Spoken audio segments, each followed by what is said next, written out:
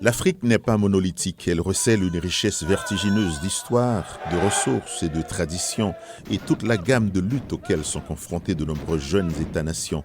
Bien que le continent à la croissance la plus rapide du monde joue un rôle relativement modeste sur cette scène, le prochain locataire de la Maison-Blanche, que ce soit l'ancien président républicain Donald Trump ou le président démocrate Joe Biden, devra faire des choix politiques qui répondent aux conditions économiques et de sécurité en évolution rapide en Afrique.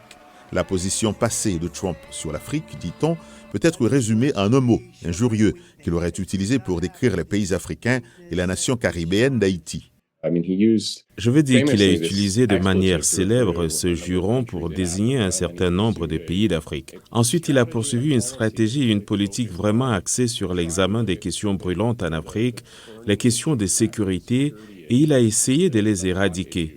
Mais il n'y avait pas vraiment de stratégie globale. Biden a mis l'accent sur un partenariat axé sur les valeurs sur le continent, mais cela a été largement éclipsé par sa lutte contre l'influence de la Russie en Afrique et le soutien des États-Unis à Israël. Je pense que les Africains regardent bien au-delà de nos politiques en Afrique, qu'ils s'intéressent à la guerre au Moyen-Orient, à la guerre à Gaza et au soutien des États-Unis à Israël, par exemple, ou aux demandes faites aux pays africains de ne pas traiter avec la Russie ou de ne pas nouer de relations avec elle. Je pense donc qu'ils voient un certain degré d'hypocrisie dans les politiques de l'administration Biden au niveau mondial. Et cela ne lui fait pas beaucoup de nouveaux amis en Afrique.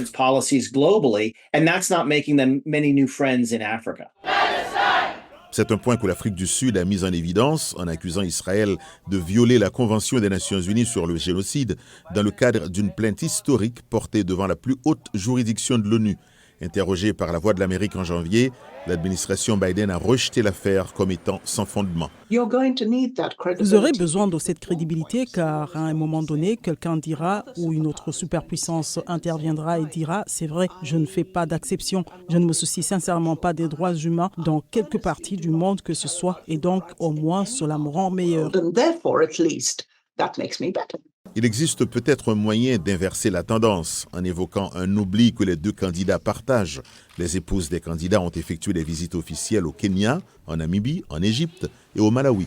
Alors que le président Biden a envoyé la vice-présidente Kamala Harris au Ghana, en Tanzanie et en Zambie, cependant ni lui ni Trump ne se sont rendus en Afrique en tant que président.